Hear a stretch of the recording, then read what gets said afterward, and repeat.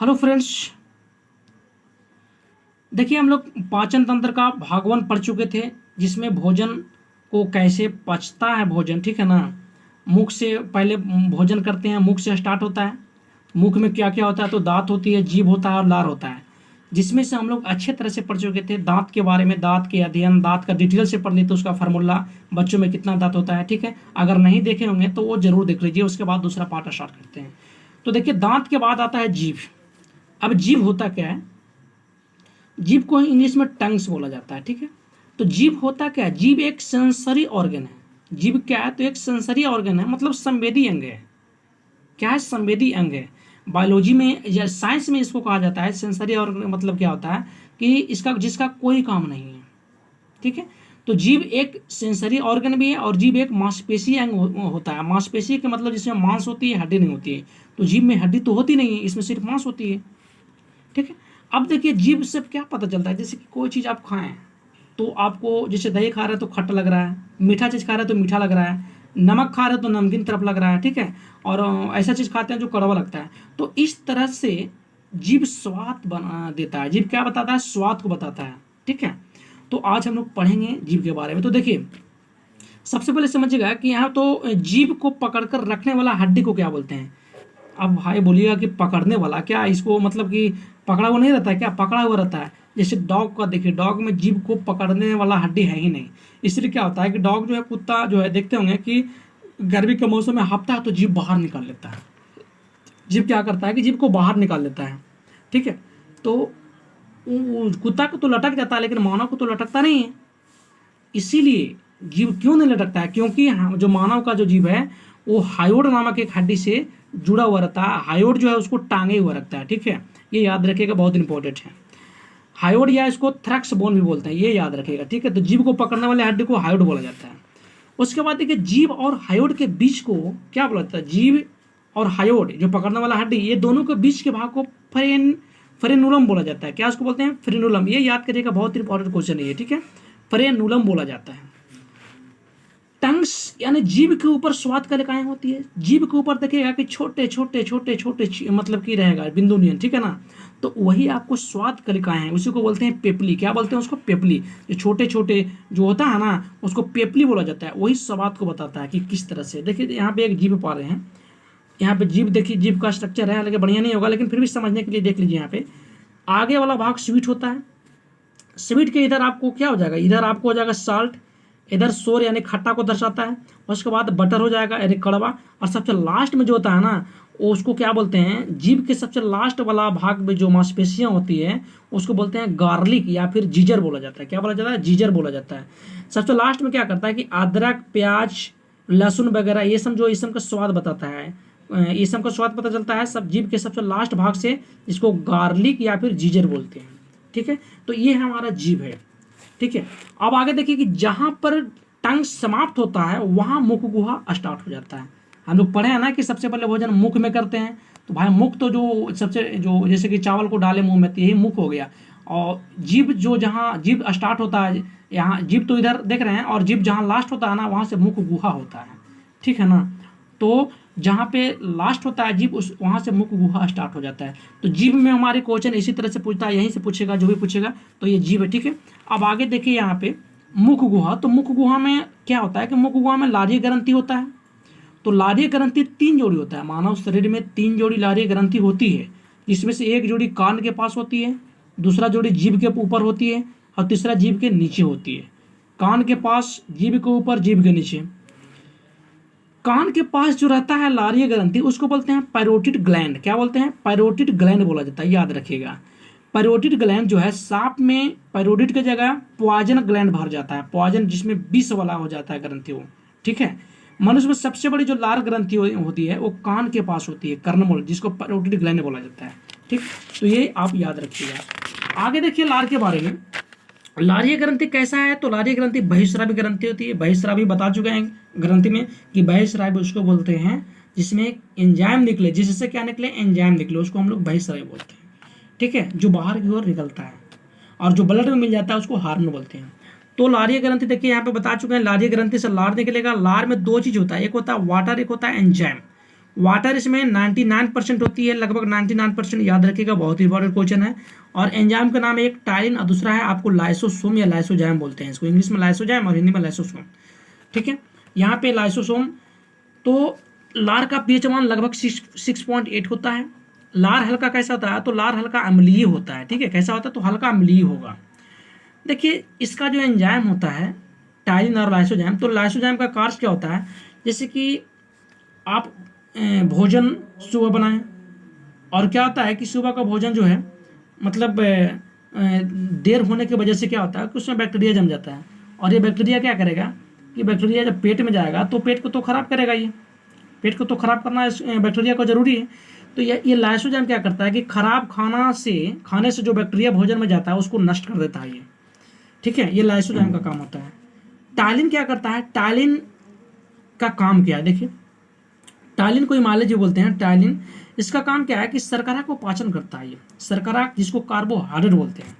देखिए 3 तरह के पोषक पदार्थ होता है जो हमारे शरीर को एनर्जी देता है, जिसमें से शर्करा यानी कार्बोहाइड्रेट, वसा और प्रोटीन होता है। जब शर्करा हम लोग लेते हैं, जैसे कि चावल खाते हैं तो उसमें भी शर्करा, गेहूं में भी, रोटी में भी शर्करा मिलता है।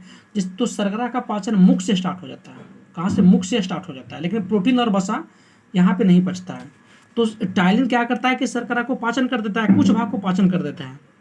शर्करा का पाचन मुख से शुरुआत हो जाता है। स्टार्च को क्या करता है ये शर्करा, कि स्टार्च को माल्टोज में, माल्टोज एक प्रकार का डाइसैकेराइड है, स्टार्च को माल्टोज में बदल देता है। कौन, टायलिन बदलेगा, टायलिन नामक एंजाइम। तो पहला काम देख लिया कि शर्करा को पाचन किया कैसे, तो स्टार्च को माल्टोज में बदल दिया। ठीक है, अब देखिए हमारे मुख में प्रोटीन तथा वसा का पाचन नहीं होता है। बहुत इंपॉर्टेंट क्वेश्चन है कि किसका पाचन नहीं होगा मुख में, तो प्रोटीन और वसा का पाचन जो है कार्बोहाइड्रेट तथा न पचने वाले प्रोटीन एवं वसा को बोलस बोलते हैं। देखिए बोलस क्या समझिएगा, बहुत इंपॉर्टेंट क्वेश्चन है ये। जैसे कि हम लोग जिस चावल लिए, अब चावल में क्या होता है कि कार्बोहाइड्रेट उसमें भी रहता है, ठीक है, प्रोटीन भी रहता है, वसा भी रहता है। तो यहाँ पे होता क्या है ना कि कार्बोहाइड्रेट तो कुछ भाग पच जाता है, और जो नहीं पचने वाले हैं प्रोटीन और वसा, तो वो क्या करता है, वो जो मुंह में रहता है ना, जैसे कि कार्बोहाइड्रेट को कुछ भाग पचा हुआ, ना पचने वाला प्रोटीन और वसा, ये सब को जो मुख में रहता है इसी को बोलते हैं बोलस। ये याद रखिएगा, बोलस क्या है, अच्छे से समझते होंगे। ठीक है, उसके बाद देखिए लार का काम क्या है, तो लार के काम तो समझिए हुए हैं। उसका जब लार के भाग का काम समझ गए होंगे, तो लार भोजन को क्या बना देता है, लसलसा बना देता है। ठीक है, तो हम लोग यहाँ पे देखिए जीभ भी समाप्त हो गया, उसके बाद जीभ जो लारी ग्रंथि वो भी समाप्त हो गया। अब यहाँ पे स्टार्ट होता है, अब कहाँ जाएगा भोजन, मुख से मुख गुहा में गया। मुख गुहा क्या करेगा, मुख गुहा में क्या होता है, लार होता है, और क्या होता है मुख गुहा में, ठीक है, तो लार होता है, तो लार हम लोग पढ़ चुके हैं। अब भोजन जाएगा कहाँ, मुख गुहा से आहार नालिका के माध्यम से जाएगा। आहार नालिका के माध्यम से कहाँ जाएगा, पेट में जाएगा, यानी कि स्टोमच हो जाएगा। तो देखिए ये आहार नालिका यानी कि ये मुख गुहा है, यहाँ से भोजन अब कहाँ जाएगा, पैंप के माध्यम से। यही पैंप को बोलते हैं आहार नालिका, या फिर ग्रास नली, या फिर ग्रसनी बोलते हैं। ठीक है, तो इसको बारे में पढ़ेंगे। तो आहार नालिका में पहला क्वेश्चन आपको है कि किस में भोजन नहीं पचता है, तो आहार नालिका में भोजन नहीं पचता है, ये सिर्फ ट्रांसफर करता है भोजन को। किस प्रक्रिया के द्वारा, तो यह याद रखेगा, पेरिस्टाल्सिस प्रोसेस के द्वारा भोजन को हमारे पेट में लाता है। कहाँ से, तो मुख गुहा से लाता है, पेरिस्टाल्सिस प्रोसेस के द्वारा। ये बहुत इंपॉर्टेंट, याद रखिएगा। आहार नालिका की लंबाई कितना होता है, तो ये लगभग 25 सेंटीमीटर होता है। उसके बाद देखिए आहार नालिका में एक भी मांसपेशी आएंगे, इसमें भी सिर्फ मांस होती है, हड्डी नहीं होती है। ठीक है, हमारे पेट में ये लाती है पेरिस्टाल्सिस प्रोसेस के द्वारा। आहार नालिका में पाचन नहीं होता है। ठीक है, उसके बाद देखिए आहार नालिका का काम हो गया, अब भोजन पेट में आएगा। पेट में आते ही सबसे पहले क्या होता है, पूछा जाता है कि पेट में भोजन कितना देरी तक लगभग रहता है, तो लगभग 3 से 4 घंटा पेट में रहेगा। उसके बाद जब यहाँ भोजन आएगा तो तंत्रिका तंत्र क्या करेगा, ब्रेन को पहुंचाएगा, भोजन को पचाइए। अब यहाँ से क्या करेगा, सक्रिय करेगा एंजाइम को। तो देखिए उधर में 3 से 4 घंटा तक भोजन रहता है, उधर इसी को बोलते हैं आमाशय, या फिर पेट या उदर, ये सब एक ही नाम है। ठीक है, अब देखिए ये आमाशय है। आमाशय के जो दीवार होता है यहाँ पे जठर ग्रंथियाँ होती है। क्या होती है, जठर ग्रंथियाँ होती हैं, और ऑक्सीटिंग कोशिका होती है। अब जठर ग्रंथियाँ जो है क्या करेगा, यहाँ से देखिए जठर ग्रंथियाँ जो है पेप्सिन एंजाइम और रेनिन एंजाइम निकालता है, ठीक है, जठर ग्रंथियाँ। और HCl भी होता है, लेकिन HCl कहाँ से निकलता है? तो HCl आपको निकलेगा ऑक्सेंटिक कोशिका से निकलेगा। ये है आपको ऑक्सेंटिक कोशिका। HCl होता क्या है? HCl सबसे पहले कि ऑक्सेंटिक कोशिका से निकलता है। ये हार्मोन के रूप में पाया जाता है। पूछा जाता है कि मानव शरीर में कौन सा ऐसा अम्ल है जो हार्मोन के रूप में पाया जाता है, तो HCl हो जाएगा। याद रखिएगा, HCl जब मानव शरीर में कम होगा तो ऊपर से नहीं ले सकते हैं, क्योंकि ऊपर से LCl ये अगर HCl लेंगे तो क्या होगा, जल जाएगा, ठीक है। तो HCl हमारे पेट में पहले से मौजूद रहता है। इसका pH मान लगभग 1.5 से 1.8 तक होती है। उसके बाद देखिए आगे इसका काम क्या होता है HCl का। तो ये सबसे पहले भोजन में जो जीवाणु आएगा, यहाँ पे तो देखे होंगे कि भोजन मुख में आता है, और मुख में कौन मारता है जीवाणु को? लाइसोजाइम।